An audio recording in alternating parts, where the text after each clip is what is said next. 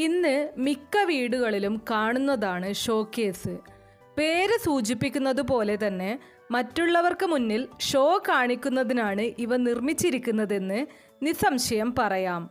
വീട് നിർമ്മിക്കുന്നതിൽ വന്ന ആധുനിക മാറ്റങ്ങൾ ഷോക്കേസിന്റെ ഘടനയിലും നിർമ്മാണത്തിലും വ്യത്യസ്തത വരുത്തിയിട്ടുണ്ടെങ്കിലും അടിസ്ഥാനപരമായി മറ്റുള്ളവർക്ക് മുന്നിൽ പൊങ്ങച്ചം കാട്ടുക എന്നത് തന്നെയാണ് ഷോക്കേസുകൾ കൊണ്ട് അർത്ഥമാക്കുന്നത്. എന്തൊക്കെയാണെങ്കിലും ഷോക്കേസിൽ വച്ചിരിക്കുന്ന പല വസ്തുക്കളും നമ്മൾ അറിയാതെ നമുക്ക് ദോഷം വരുത്തുന്നുണ്ട് എന്നുള്ളത് നിങ്ങൾക്കറിയാമോ? നമ്മുടെ ജീവിതത്തെ തന്നെ അടിമുടി ബാധിച്ചേക്കാവുന്ന ഫലങ്ങളാവും ഇവ നൽകുക. കാണാനുള്ള ഭംഗി മാത്രം അടിസ്ഥാനമാക്കി ഷോക്കേസുകളിൽ ഓരോ വസ്തുക്കളും വാങ്ങിവെക്കുന്നവർ ഒന്ന് സൂക്ഷിക്കുന്നത് നല്ലതാണ്. ആദ്യം തന്നെ പറയേണ്ടത് പ്രതിമകളെ കുറിച്ചാണ്.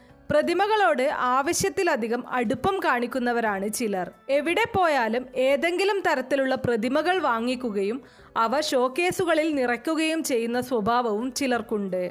ചിലരാകട്ടെ ഷോക്കേസുകളിലെ പ്രതിമകളോട് സുഹൃത്തിനോടോ സഹോദരങ്ങളോടോ കാമുകന്മാരോടോ എന്ന പോലെ സംസാരിക്കുന്ന ശീലമുള്ളവരുമായിരിക്കും. നിങ്ങൾ ഇങ്ങനെ ചെയ്യുന്ന ഒരാളാണെന്നുണ്ടെങ്കിൽ തീർച്ചയായിട്ടും ആ ഒരു സ്വഭാവം മാറ്റേണ്ടതാണ്. വാസ്തുപരമായും ആചാരപരമായും ഇവ ദോഷം ചെയ്യുന്നതാണ്.